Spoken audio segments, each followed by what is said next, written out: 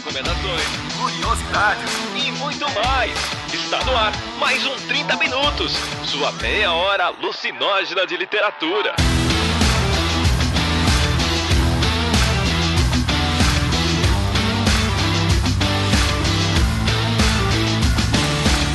Oi, gente, aqui é a Cecília Garcia Marcon. Eu dei o golpe bolivariano e tomei o host do cast, tomei o posto de host do cast. Isso é um trava-línguas, posto de host do cast. Falem isso pra vocês verem. E eu estou aqui hoje para conversarmos sobre como e por que somos ele não. E junto comigo eu tenho ele, que agora é pai de família e também é ele não, Vilto Reis. Olha só, eu estou aqui também, né, pra acompanhar essa discussão, ver o que vai rolar, me assustar um pouco, já que nós vamos investigar raízes das pessoas, e isso sempre me dá um pouco de medo. Mas então, né, eu estou aqui com ele também, que sempre me deu medo, até hoje continuo, que é o senhor Jefferson Figueiredo. Eu queria dizer, se a Cecília vai dar o golpe bolivariano, eu vou dar o upgrade, que é o golpe da Ursal. Isso aí. É basicamente isso. Eu não tenho medo de ninguém, já apanhei bastante da Cecília, o Vilto não é tudo isso que ele parece, gente, então vamos lá.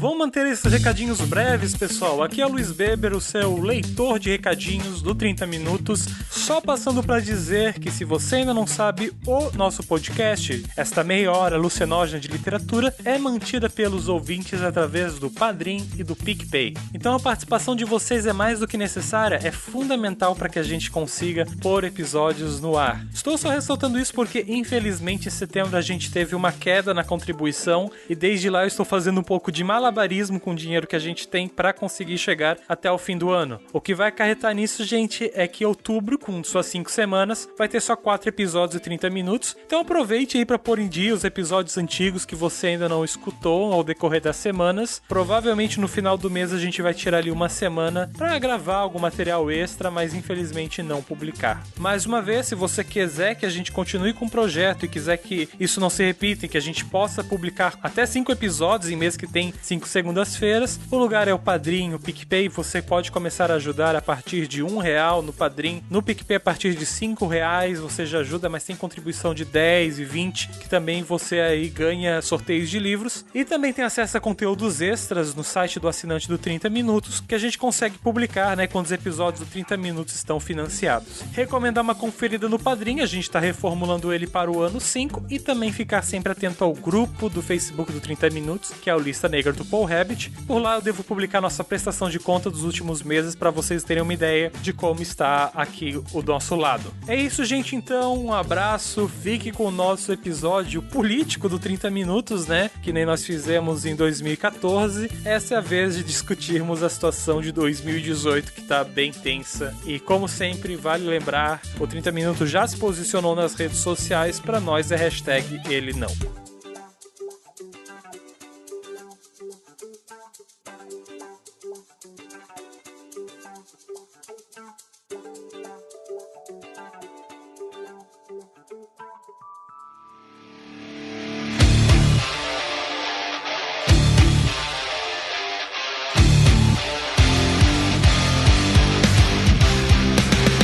Fazer um disclaimer que é o seguinte: se você é um ouvinte que não é de esquerda, se você é um ouvinte que não gosta de política, se você é um ouvinte conservador, se você é um ouvinte a favor do liberalismo econômico, você é muito bem-vindo aqui, né? A gente não tem nenhum problema com pessoas que pensam diferente da gente. O que a gente tem é um problema com pessoas que acham que porque a gente pensa diferente, a gente está errado e que a gente só vai melhorar quando a gente mudar. Então esse problema a gente tem. Então se você quiser ouvir, fazer um debate sadio, sem ofensa, escutando, né, debatendo ideias, trocando fontes e tudo mais, você é muito bem-vindo aqui com a gente. Sempre foi e sempre será. Se você é uma pessoa escrota, que vai só ficar colocando hashtag capitão, hashtag bolsomito, hashtag dia 7 é 17 e tudo mais, por favor, encontre pessoas da sua patota e divirta-se com elas. Não venha infernizar o dia de quem está num outro lugar. Use sua energia para coisas mais proveitosas. E ninguém é obrigado a lidar com a sua falta de noção. Era esse o meu disclaimer. Pronto, já falamos sobre isso, não precisamos voltar nesse assunto. Não, é porque às vezes a eu já percebi isso em outros programas, a gente tenta tomar um cuidado pra tipo, beleza, se alguém é de outro posicionamento político, a gente vai dizer que a gente não tá caçoando ou não tá faltando com respeito, a gente só pensa assim. E daí a gente fica se explicando o tempo inteiro, assim. Não sei, às vezes é uma coisa que me parece que acontece. Por cuidado mesmo, sabe? Às vezes eu gosto de explicar as coisas porque eu não gosto de distorções. E aí, quando a gente fala, tipo, olha, o nosso problema não é com quem pensa diferente, nosso problema é com gente babaca, nosso problema é com quem chega mandando mensagem no nosso privado, tirando sarrinho nosso nas redes sociais, dando risada de publicação que a gente coloca como estando super ofendido que aconteceu na realidade, a pessoa vai e marca com uma risadinha. Esse tipo de postura é algo totalmente desnecessário. Ninguém é obrigado a consumir absolutamente nada, exceto água e alimento. Não é obrigado a consumir. Você não é obrigado a escutar nenhum podcast. E de certo há podcasts e canais do YouTube que atendam a essa tua necessidade de expressar raiva e de se juntar aos seus, entendeu? Então não tem problema, acho que é cada um no seu quadrado mesmo. Agora vir aqui ficar cornetando. E pior, vir nas nossas áreas pessoais pra ficar enchendo o saco e dizendo que tá decepcionado, tirando sarrinho, assim, tem gente que há mais de um ano tava me perseguindo online já. Entende? Eu tô colocando isso agora porque não é uma questão da gente se explicar ou não, é uma questão de ter um mínimo de respeito, entendeu? Eu não faço isso com ninguém, sabe? E talvez essa seja a grande diferença. Eu não vou nos lugares onde, né, as pessoas estão expressando opiniões completamente diferentes da minha e fico lá postando hashtag o número do candidato que eu vou votar. Eu não faço esse tipo de coisa, porque eu acho não é assim que funciona, entendeu? E o contrário acontece. As pessoas invadem os meus perfis, invadem e tudo mais para fazer isso, não para vir ter um debate saudável, entendeu? Então aí eu acho que tem uma diferença importante e eu gosto de explicar, porque aí quando a gente fala, a pessoa tem menos espaço para distorção, entendeu? E a minha preocupação é sempre essa. Além, é claro, de acolher sempre pessoas que pensem diferente da gente, pra ficar claro aqui que a gente não é fechado ao pensamento que diverge do nosso. É que eu queria fazer um disclaimer do disclaimer, que eu acho que eu fico realmente muito irritado, a gente tem que fazer o disclaimer do disclaimer, que é o seguinte: a gente tá em 2018. Se vocês ouvirem 3 podcasts, vocês vão ver que eu e a Cecília somos pessoas diferentes, com opiniões diferentes, com visões diferentes, etc, etc. E toda vez a gente tem que explicar isso. Gente, aqui ninguém tá pra ofender ninguém, aqui ninguém tá pra enfiar dedo no olho ou coisa do tipo. A gente tá aqui pra conversar sobre coisas, conversar sobre política, sobre literatura, sei lá, qualquer coisa, né? Mas não entre na paranoia de não falou o que eu queria ouvir, ele tá errado, porque isso desculpa, gente, isso é coisa de criança. Não, é sério, eu não acredito que a gente tem que discutir com adultos e fazer toda vez, a Cecília tem que dar, que nem uma professora, eu senti a Cecília professora de 5ª série falando, gente, não é pra dar soquinho no colega, é isso que a Cecília tava fazendo no fundo, e é horrível, não é porque tu é uma pessoa que acha A, B, C ou D, e eu curto E, sei lá, tipo, que a gente precisa se matar. O mundo segue. A única coisa que esse podcast existe hoje, este especial, é porque existem limites, e limites bem claros de humanidade. É só isso, entendeu? Sei lá, eu quero votar no Alckmin, entendeu? Vota, entendeu? Eu não acho a melhor ideia do mundo, mas sobrevivo. Eu tenho o Sartori aqui no Rio Grande do Sul, entendeu? São coisas, que eu não gosto, mas eu sobrevivo porque isso chama democracia. Até aí, ponto. Depois disso, fazer tudo isso que a Cecília falou, de invadir perfil, encher o saco. E não é encher o saco, fazer uma piadinha ou uma coisa. É constante, várias vezes, com todas as pessoas aqui, em especial com a Cecília. Isso é um absurdo, gente. Mas o capitão não sei o quê. Não, me desculpa, gente. Aqui a gente não tá pra discutir candidato. A gente tá discutindo um candidato que não é uma coisa do tipo, mas ele tem boas intenções. Eu vou usar uma frase muito cafona, mas que nesse momento era muito bem assim, ó, de boas intenções o inferno tá cheio. E no caso, essa pessoa quer povoar o inferno com a gente, porque ele...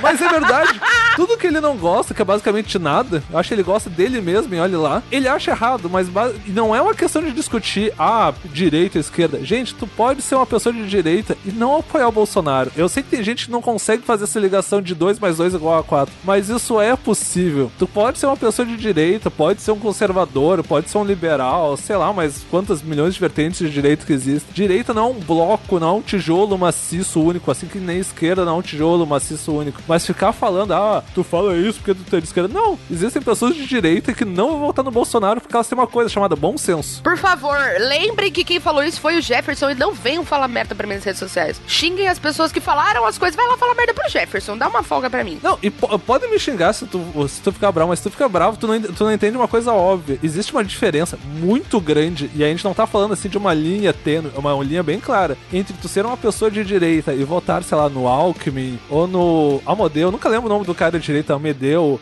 Mas votar nele porque tu é liberal, ou tu votar no Alckmin porque, sei lá, tu tu gosta do modelo do PSDB ou do Alckmin, sei lá, isso é uma coisa. Eu posso discordar, a gente pode debater, acho ruim isso, aquilo, mas morre aí, entendeu? Porque é uma questão democrática. Bolsonaro, ele transcende de longe esse tipo de discussão. Uma pessoa que acha legal oprimir gente, gritar, colocar violência como uma bandeira, gente, isso é um absurdo. Isso não é uma coisa do tipo, não sei o que, mas tu tá sendo mimizento. Se tu acha isso é mimimi, eu chamo isso de humanidade. Então me desculpa, se tu quer começar a conversar comigo, com o Vilto, com a Cecília, com qualquer pessoa sobre isso, e tu achar que isso é mimimi, tu achar que o problema, foda-se, meu irmão, porque tu realmente tem que tomar no cu, desculpa. Esse é eu nem acho isso, sabe? Eu acho que é só uma questão de... Saiba que se a gente tiver, por exemplo, um governo ditatorial, que se essas ondas de violência e repressão continuarem, todos esses produtos podem simplesmente acabar. A chance de pessoas como nós serem perseguidas politicamente, é claro que a gente é um grãozinho de areia, mas pessoas como nós, eu digo outras pessoas que fazem trabalho assim também, serem perseguidas é grande, entende? E aí eu acho que isso ninguém ganha com isso, sabe?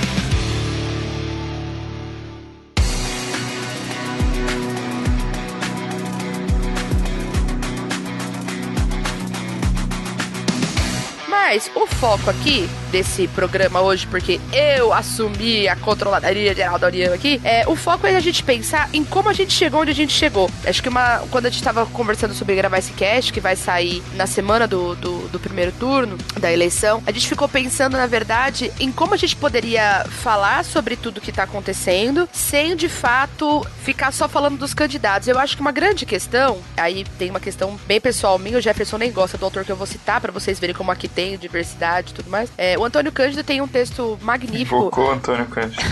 Desenhou um pentagrama no chão com sangue de bode e invocou o Antônio Cândido. Vai lá, Cês. E ele tem um texto magnífico que chama O Direito à Literatura. Nesse texto ele coloca que a literatura seria um direito humano, principalmente porque é através dela que a gente pode ter tomadas de consciência da realidade. Ou seja, é através da leitura da literatura, do contato com a literatura, que teria essa possibilidade de observar a sua realidade de forma mais atenta, mais crítica. É um texto belíssimo, curto, o Antônio Cândido é facinho de entender, maravilhoso, inclusive, que Deus o tenha, ou o diabo, onde quer que ele esteja mais feliz, né? Onde que ele vai estar, tomara que ele esteja num lugar que ele esteja muito feliz, porque ele merecia.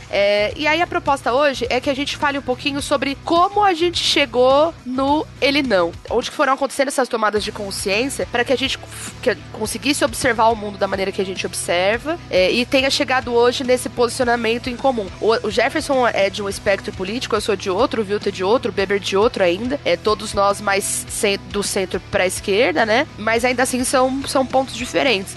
E mesmo assim a gente tem um ponto em consenso, que nossos votos sejam em candidatos diferentes. Um consenso é que Bolsonaro jamais. Agora sim eu invoquei o diabo mesmo, porque eu citei o nome do coisa.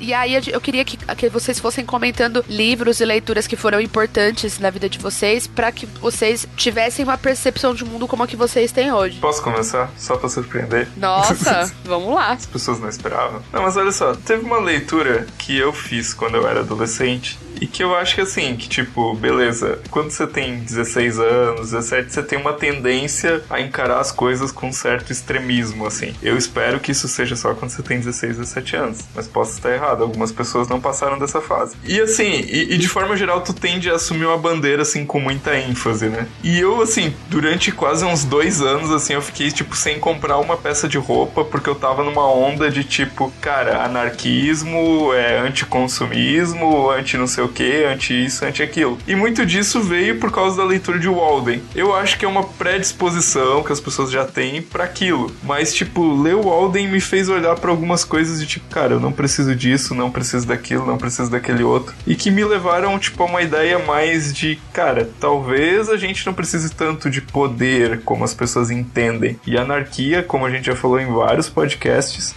e quando eu falei Walden é o livro Walden do Thoreau, né? Anarquia não é uma coisa, tipo, sem ordem, mas é uma coisa sem... Como é que eu posso explicar em poucas palavras? Controle. Sem controle, na real, né? Valoriza a autonomia do indivíduo, da consciência do indivíduo, né? Exatamente. Então, tipo assim, é aquela coisa de, cara, a própria ideia da sociedade que eu vivo e que é tão sustentada, tão estabelecida, é só uma ficção em que todo mundo acredita, sabe? Então, tipo, esse livro me ajudou muito muito nesse sentido e a construir muito do que eu penso hoje, assim. Por mais que não com aquele extremismo que eu tinha com 16, 17 anos. Tá, eu queria falar 2 livros juntos de uma vez só, e eu vou falar desses 2 porque pra mim, pelo menos, eles foram meio conjunto de uma coisa que eu acho importante. Quando eu era um jovem pimpolho de 18 anos, isso há uma década atrás, eu li 2 livros em sequência. Pra mim são muito importantes, assim, porque apesar de eles terem visões muito diferentes sobre a coisa, eles têm visões sobre algo que pra mim é muito importante que a gente tem que pensar como sociedade, que é o contrato social. São 2 livros, talvez um pouco mais pesados, porque são livros de ciências políticas. Um deles é o Leviatã, do Thomas Hobbes, que é provavelmente o primeiro livro que se fala sobre contrato social nesses termos. Ele usa essa figura bíblica do Leviatã pra explicar sobre os problemas da sociedade, do homem contra o homem, ou seja, todo homem é um contra o outro, e por que da necessidade de a gente ter um contrato social, etc. E outro livro é O Contrato Social, do Rousseau, que apesar de hoje em dia eu ter uma visão muito tensa sobre o Rousseau e achar que ele era muito bonzinho em alguns momentos, basicamente o que os dois vão falar quando eles falam de contrato social é falar de algo que é algo bem simples, que é o motivo que nos leva a pensar ele não. Por que ele não? Porque o ele não exclui. O que o contrato social faz, e qualquer contrato social, é a ideia de não excluir as pessoas, mas fazer algo que a sociedade de alguma forma consiga abarcar todos. E todos quer dizer todos. Ah, mas eu não gosto do fulaninho. Mas o fulaninho às vezes nem sabe que tu não gosta dele, e isso não faz diferença. A gente vive em sociedade. E as pessoas vêm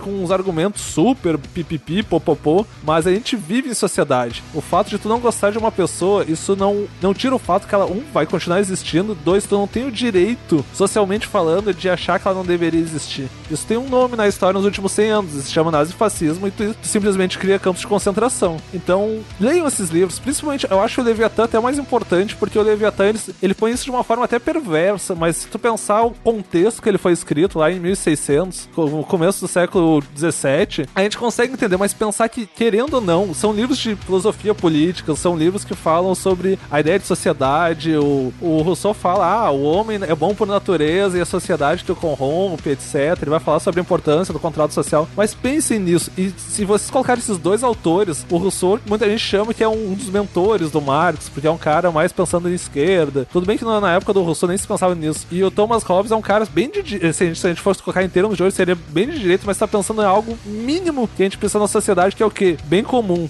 Querendo ou não, se não tiver bem comum, o que a gente vai ter? A gente vai ter isso. A gente vai ter um genocida, que é basicamente o que as pessoas querem com o Bolsonaro, pra, sabe-se lá, fazer o quê, entendeu?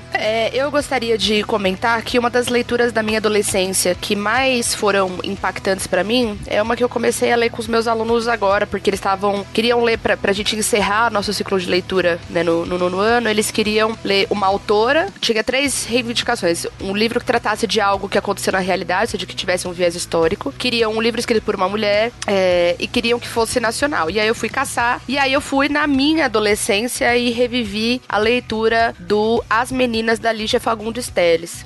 Esse é um livro pelo qual eu tenho extremo carinho, porque foi a primeira vez que eu li um negócio que eu falei, caralho, que brisa é essa? Porque tinha uma coisa do primeiro contato com o fluxo de consciência, com o discurso indireto livre, que são 2 técnicas de escrita que num primeiro momento causam esse impacto, né, de olhar e ter esse estranhamento, que é típico, né, das tentativas de experimentação de escrita dos escritores modernistas. E aí a história das meninas conta a história da Ana Clara, da Lorena e da Lia, que representam perfeitamente os 3 eixos, 3 eixos, não os 3, né, 3 dos que existiam no período da ditadura no Brasil. O livro foi lançado em 1973, então a gente tá falando aí de uma produção no auge dos anos de ferro, né, dos anos de chumbo da ditadura militar. E aí eu me lembro, na verdade, da leitura, que assim, tem o eixo da Lorena. A Lorena é uma menina rica, né, que vive de aparências e de sonhos, de expectativas, mas que tem pouco contato com realidade social. Inclusive, ela é responsável por algumas frases que, cara, você pensar que a Lígia escreveu na década de 70, e eu vou falar elas agora, e vocês vão ver que elas estão nas redes sociais agora. Por exemplo, falando que tem um determinado ponto em que a Lorena tá um pouco de saco cheio da Lia, porque a Lia tá num momento muito difícil, que eu vou contar daqui a pouco qual é, e a Lorena falou assim, mas aí, putz, a gente ia servir um camarão pra Lia, e ela já vinha com as estatísticas da fome do Nordeste. Até quando aí ela coloca, até quando a gente vai ter que levar o Nordeste nas costas? Eu me arrependo de ter pensado isso, mas eu pensei, e tô pensando agora ainda, se Deus não tá lá, ele deve ter os motivos dele.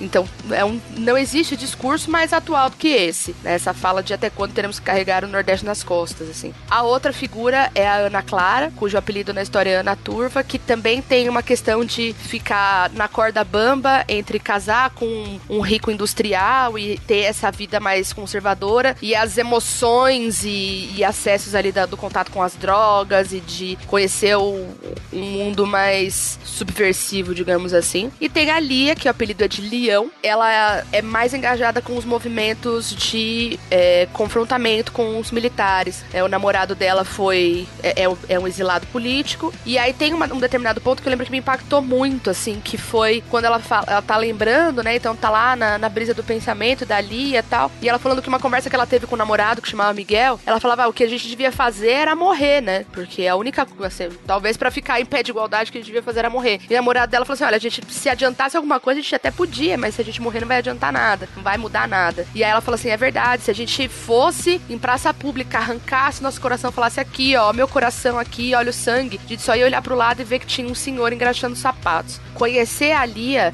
me fez conhecer uma parte de mim mesma, por 2 motivos bem adolescentes. Um deles tinha a ver com os meus apelidos. Algumas pessoas me chamavam de Lia quando eu era adolescente, e outras me chamavam de Cissão, porque, né? Cissão? Obviamente não é pelo meu tamanho, porque eu tenho 1,50 m e pouco há alguns anos já. Mas era pelo fato de eu ter uma postura que era considerada de macho, muito masculina. Inclusive, o César me conheceu na agência que a gente trabalhava, muitas pessoas me chamavam de Cissão. E ele ficava horrorizado, ele achava péssimo, assim. Eu não me importava, não, porque eu não via eles como ofensa. Então, ver a figura que era Cissão, Leão, Li e tal, eu me via um pouco lá. E o outro foi a entrada pelo período histórico nessa sensibilidade de olhar assim, olha, mas não importa o que essas pessoas estivessem fazendo, talvez não seja... Será que é dessa forma que a gente resolve? É prendendo, torturando e matando essas pessoas? Ou prendendo e expulsando do país essas pessoas? Será que a gente não consegue fazer nada melhor do que isso para resolver os conflitos que existem no nosso país, as divergências e tudo mais? Será que o que a gente tem de melhor a oferecer é prender, espancar, torturar, desmembrar?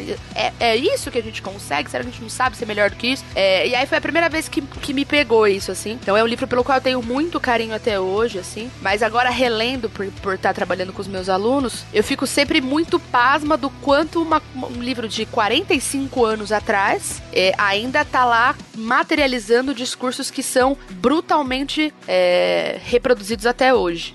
É um livro fantástico, não sei se vocês já leram, mas é de fuder, maravilhoso. Eu já li esse livro e tem uma coisa que você falou bem lá no começo, na frase que ela leu, que é meio atemporal, tá? A gente pensar que esse livro foi escrito nos anos 60, eu acho, né? Tem várias frases que eu lembro. Eu não li esse livro faz tanto tempo, assim, acho que faz uns 4 anos, e tem umas frases assim, tipo, essa sobre o Nordeste especial. E pra quem mora aqui no Sul, tipo eu, o Vilton, é uma frase que as pessoas adoram repetir. Bem comum, assim, as pessoas que não moram no Sul às vezes acham engraçado, mas tem muita gente no show é ótimo, no Sul que acham que o Nordeste é um lugar onde as pessoas só vivem na praia e que ninguém faz nada e que nós aqui no Sul, que somos descendentes de europeus, blá blá blá blá blá blá. Foda-se daí. Tudo europeu que teve que sair fugido porque tava uma bosta lá na Europa. Tudo europeu que teve que sair lá e tava tomando no cu lá. Não é que eles saíram pra passear, chegaram aqui e acharam uma bela nação. Vai se fuder, um bando de refugiado, caralho. Vai a merda, desculpa. Não, mas é verdade, assim, só antes de indicar o outro livro que eu queria indicar, só nisso na esteira do que a Ceci falou. O pessoal aqui no Sul adora falar que são os filhos dos imigrantes europeus. É verdade, sim. Boa parte deles chegou aqui porque é refugiado político, a outra parte estava morrendo de fome mesmo, que era mais fácil. Não tinha comida, não tinha estrutura, e os mais pobres foram literalmente expulsos da Europa. Mas deixa quieto. Eu queria falar de um livro, e eu li esse livro, acho que eu tinha uns 13, 14 anos. É um livro meio clichê, mas eu acho que é um livro bem importante, porque ele é um livro meio aberto, assim, por visões políticas, que é o Animal Farm, a Revolução dos Bichos, que é um livro muito foda do George Orwell. E ele mostra uma coisa que eu acho, talvez seja a coisa mais perversa que eu já li num livro, e eu já li esse livro algumas vezes na minha vida, que é a coisa não só da política, ou como se pode fazer política e se passar de uma democracia até um modelo mais ditatorial, mas são os passos que isso é feito. Eu sempre lembro do cavalo, porque ele é meio a alegoria do povo, assim, que sempre repete as coisas que são ditas pra ele e nunca para pra pensar. E os antagonistas do livro, ou seja, dos personagens principais, são os personagens tipo Bola de Neve, que querendo ou não sempre... Tá, mas por que tu tá fazendo isso? Isso é errado, são as pessoas que fazem as perguntas. Eu lembro que eu li isso, eu acho que foi provavelmente o primeiro livro político, assim, que de fato que eu li, e eu tinha uns 13, 14 anos, e ele mudou muito a minha visão de analisar analisar a política não só a partir do que eu quero e do que eu tenho, mas como se fazer um processo mesmo. Tá, é uma metáfora sobre o estado do Stalin, estado autoritário, mas a gente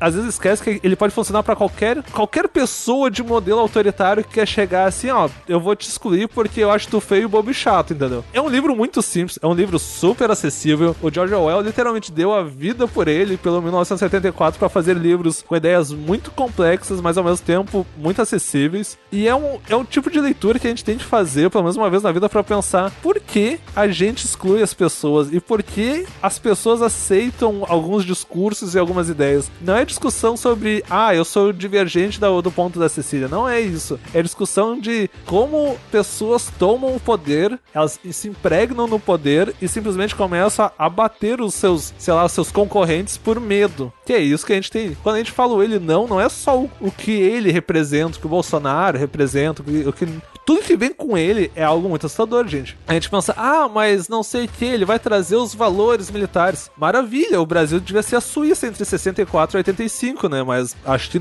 isso nunca aconteceu. Mas vai se voltar a família tradicional. Gente, ninguém matou a família. Eu tenho 30 vizinhos no meu corredor aqui, todos ainda continuam a viver a vida deles bem de boa. Então, cuidado com essas coisas. Pensem no Revolução dos Bichos. Pensem no cavalo Revolução dos Bichos. Tem sempre essa coisa que a gente pensa só no resultado, etc. Mas pensem, por que a gente reproduz algumas ideias, principalmente algumas ideias muito estúpidas, sem pensar e acha isso engraçado e divertido? Pois é. A gente tá vendo o momento que os conservadores estão saindo do armário, né? Não, e tem outra coisa, agora eu vou ser meio contra o Vilto. Eu acho que muita gente não é nem conservadora. As pessoas hoje, e eu tô falando as pessoas, nós, como sociedade como um todo, a gente quer muito um Messias pra situação brasileira. A gente quer um Messias que resolva o que muita gente acha que é os problemas que veio ou do PT, ou da economia, ou do não sei o que. E tem várias razões desse problema, e uma delas a gente não gosta de olhar, que é o espelho, é nós mesmos. A sociedade brasileira cobra dos governos, cobra dos políticos, tá certo, mas a gente sempre esquece que, pelo menos desde 89, a gente elege os nossos candidatos, a gente elege o nosso governador, o prefeito, o senador, o presidente, o vereador, e a gente continua votando no Tiririca, a gente continua elegendo o Bolsonaro, a gente continua elegendo, sei lá, fale o seu político mais odiado. A gente, enquanto sociedade, mas eu não votei, mas alguém vota. E se as pessoas continuam fazendo votos de protesto em São Paulo pra eleger o Tiririca, desculpa, ele vai pro terceiro uma vez, até compreensível, mas a terceira vez, a piada já não tem, nem o Tiririca acha engraçado, porque é ridículo mesmo. A gente gosta de colocar fatores externos, a gente exige isso e aquilo do governo, que tem que exigir mesmo, mas a questão não é essa, a questão é que a gente tem que olhar pra nós mesmos de vez em quando e pensar, será que a gente, como um todo, a gente não tá fazendo alguma coisa errada também? Porque os políticos ainda são eleitos, por enquanto até o fim do ano vão ser. E aí? E aí? Cadê seu Deus agora? Outra leitura que também eu já comentei há muitos casts passados pré-históricos do 30 Minutos e que me influenciou bastante, eu acho que foi os livros do Daniel Kim, que é um autor pouco conhecido no Brasil, mas que são os livros Ismael, Meu Ismael, A História de B e Além da Civilização. Que basicamente o que o cara faz é, contar, em histórias de ficção, uma percepção que ele tem de todos os problemas civilizatórios, assim, por que a nossa sociedade se organiza assim, mas, com um olhar de 10 mil anos, assim, quando que começou a questão cultural, por que hoje existe uma forma cultural dominante no mundo, que é a forma dos catadores, simplesmente pegam as coisas, e por que esse tipo de cultura dominou todas as outras. E isso, cara, foi a primeira vez que eu li um negócio que, fez a minha mente explodir e nunca ninguém tinha falado sobre isso na escola. Eu fiquei, cara, mas, como assim? Isso eu tinha, claro, uns 15, 16 anos. Como assim existe uma outra percepção e nunca ninguém me falou disso, sabe? Então, aquele sentimento de, nossa, meu mundo caiu, existe uma outra coisa que eu não tô enxergando e que pode estar aqui na minha frente, assim. E eu acho que essa é uma das coisas que continuam perdurando até hoje, naquela concepção de, cara, muita coisa que a gente vive mais parece ficção do que realidade mesmo, assim. Enfim, mas também já falei dessa obra. Acho que ninguém de vocês leu. Não foi o caso. Teve uma obra que eu li quando eu tava fazendo pós-graduação em jornalismo, né? Que foi indicação de um professor que falou, as pessoas estavam discutindo, na verdade, só pra constar, eu fiz essa pós em 2012, tá? Então não é antigo, assim, o que eu tô dizendo, faz menos de 10 anos. E aí a gente tava discutindo, na verdade, as intencionalidades que existem por trás de cada tipo de linha editorial. Não, pare, mas você tá me dizendo que não existe gente isenta no jornalismo? É isso? Eu estou chocado agora. E se ensina isso, inclusive, na PUC, ou seja, né, o que vai ser feito, né? E aí, tava se conversando disso e aí tinha cara mega conservador, né? Eu tive que me controlar muito pra não falar coxinha agora, a gente vai pegando uns bichos de linguagem foda, né?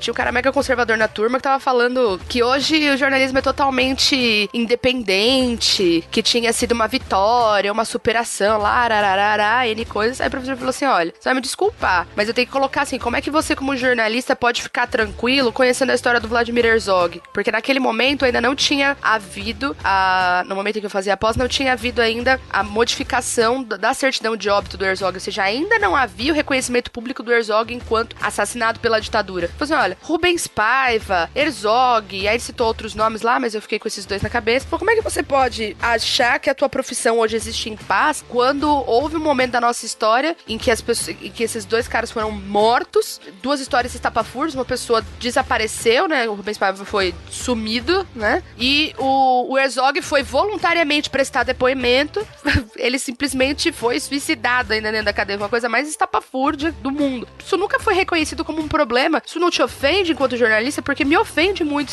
saber que a minha profissão foi tratada com essa desonra aí pela, né, com essa indiferença, né. Ele falou, isso pode acontecer com a gente de novo, a gente nunca sabe o que vai acontecer, porque um país que não reconhece que isso foi um problema, tá fadado a repetir isso loucamente, assim, infinitamente. E aí eu fui conversar com ele depois, porque eu sabia muito pouco da história do Herzog, aí ele me indicou o Vlado, que é um livro do Paulo Marcum, que também é jornalista, e que trabalhava com o Vladimir Herzog na TV Cultura durante o período da ditadura. Vladimir Herzog era diretor de jornalismo da TV Cultura, um refugiado, né, um imigrante da antiga Iugoslávia, o território que hoje seria da Croácia.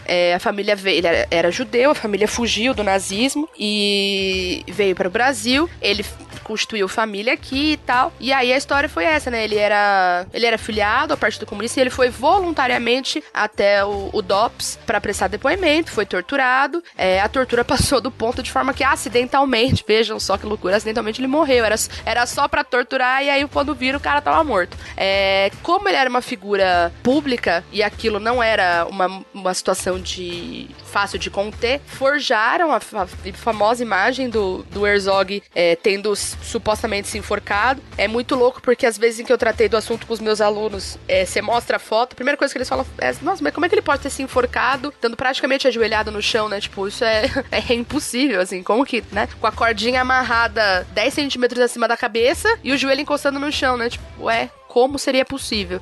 E demorou aí bem 50 anos para que houvesse o reconhecimento de que a causa da morte não foi suicídio, mas sim a tortura, né? As agressões. E aí, esse livro do Paulo Marcum conta boa parte da trajetória e de quem era o Vladimir, conta como o Paulo Marcum e a companheira foram levados e torturados também, e aí fala muito do tipo de retirada que era feito, que era escondido, de madrugada, né? De uma forma que continha as pessoas para que elas não pudessem sair gritando, chamando atenção, enfim, ele dá toda essa narrativa. Pra mim foi excelente ler aquilo porque, de fato, eu entendi o que o meu professor tava querendo dizer, sabe? De falar, olha, não, peraí, quando a gente não reconhece que essas coisas foram um problema e quando a gente não internaliza que isso foi um problema, a gente tá fadado a repetir. E aí eu me lembrei disso agora, quando tava acontecendo, quando saiu o vídeo da Embaixada da Alemanha explicando como eles lidavam com o nazismo, do tipo, olha, a gente, em suma, a gente como alemão, a gente tem que ter vergonha, né? O Holocausto, que foi tudo culpa da Alemanha mesmo, a gente fez merda da grossa, sabe? A gente tem que olhar pra isso e sentir vergonha todos os dias de ter feito essa merda, sabe? Olha que coisa horrível e etc. Então esse reconhecimento de uma grande falha com a humanidade, com as pessoas, é muito importante pra que se evite o rebote, né? Que esses movimentos rechicoteiem, assim. E eu acho que é isso que não aconteceu com a ditadura militar no Brasil, sabe? Por isso que a gente tá vivendo um movimento muito semelhante. Então as pessoas dizem que a gente tá preso lá, mas a gente, né? Como se a gente não tivesse evoluído o pensamento, mas na verdade a gente gente não saiu de lá mesmo ainda, sabe? A gente ainda continua, é quase como se agora a gente estivesse de novo vivendo tudo aquilo antes do golpe dado no João Goulart, entendeu? Se vocês observarem a sequência dos acontecimentos, o crescimento do tipo de ideologia que estava sendo apontados, a citação do nome de Deus, o medo do comunismo e assim por diante, são coisas muito parecidas. Mas aí precisa estar querendo observar, né? Eu não tenho como abrir o olho da pessoa e fazer ela ver o que ela não quer enxergar, né? Negação é negação. Mas é muito...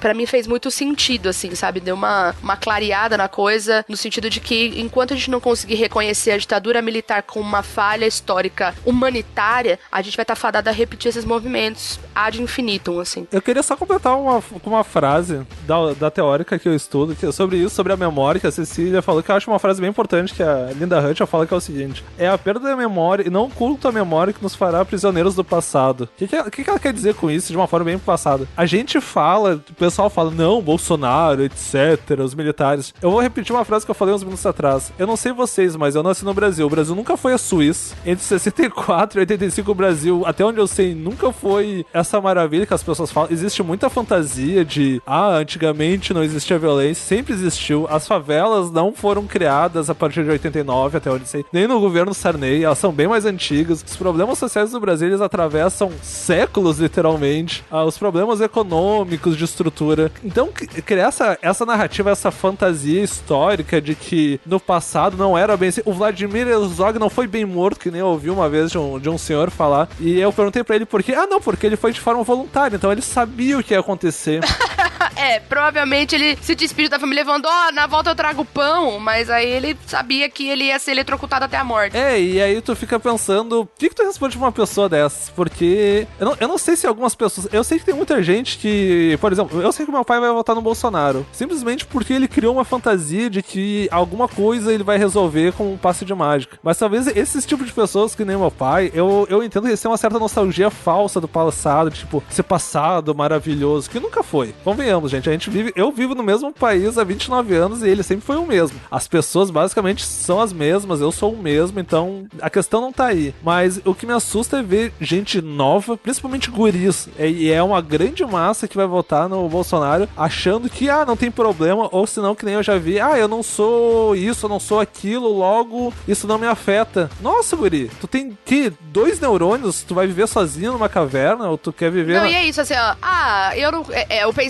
o pensamento do Roger, do Traje a Rigor, brigando, eu não consigo esquecer disso, brigando com o Rubens Paiva no Twitter, falando da coisa do relatório da verdade, o Roger mega reaça e tal, falando umas barbaridades, o Marcelo Rubens Paiva falando, viu, mas eu tinha 11 anos aí, meu pai foi morto e tal, de maneira, cara, totalmente inadequada. E aí a treta se desencanou de que forma que o Roger finalizou dizendo assim, olha, ninguém da minha família morreu porque ninguém tava fazendo merda. Quando a gente aceitou assinar lá, a gente também concorda com direitos humanos, a gente concordou que tudo que tá lá, e o que tá lá a gente não tortura e a gente não mata pessoas. Existe Estado de Direito, existe legislação. As pessoas estão cometendo crimes, então julgue-as, prenda, siga a lei. Não é tipo, leve-as pra depor, assassine, assuma com o corpo e nunca mais diga onde isso foi parar. Não existe isso, entendeu? Então, eu não sou do grupo de pessoas que faz bosta, então eu não tenho medo de vir uma ditadura. Pô, beleza. Aí com essas pessoas eu tenho usado o argumento falando, beleza, então você tá querendo dizer que se vier ditadura e eu for pega, torturada e morta, você não liga, é isso, sabe? É isso que você tá dizendo. Você tá olhando na minha cara e dizendo que se eu morrer, você não se importa. Que se eu morrer porque eu penso diferente de você, você não se importa. E aí algumas pessoas ficam constrangidas, outras pessoas mandam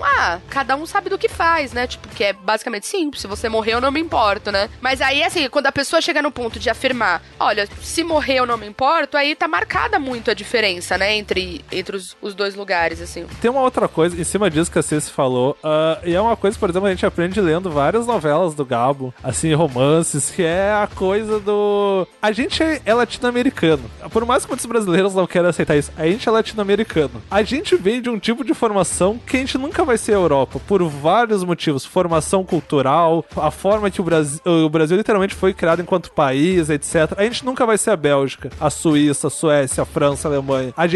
As pessoas esquecem, mas a gente era colônia. A gente passou um bom período da nossa história sendo colônia. Falado isso, não adianta a gente querer ter uma visão olhando pra fora, sendo que a gente não olha pra dentro, pros problemas reais, tipo isso. E a Cecília falando isso, me lembra uma cena que eu acho muito importante, provavelmente do livro mais importante do Galvo, que é o 100 Anos de Solidão, que eu acho que é a cena mais constrangedora que eu li na minha vida, que é as pessoas mortas que somem de Macondo. Que isso? É a história da América Latina sendo contada, genocídios políticos de várias formas, de várias pessoas, e a gente não se importa. Porque, segundo a versão de pessoas que nem a Cecília falou, eu não fiz merda. Óbvio que não, tu acha que não fez merda, parabéns. Mas tu acha que isso te dá o direito de deixar alguém ou simplesmente apoiar alguém e matar o outro porque discorda? Tá, é bom quando tu acha que te agrada, mas vai matar o Vilto, a Cecília, o Jefferson, talvez o Beber, mas sei lá, né, eu vou poder trocar de carro a cada 5 anos, beleza? E isso que tu põe a tua diferença entre tu e um animal? Porque se for isso, me desculpa, tu além de ser infantil, tu tá sendo inumano, literalmente, assim, no sentido mais puro da palavra.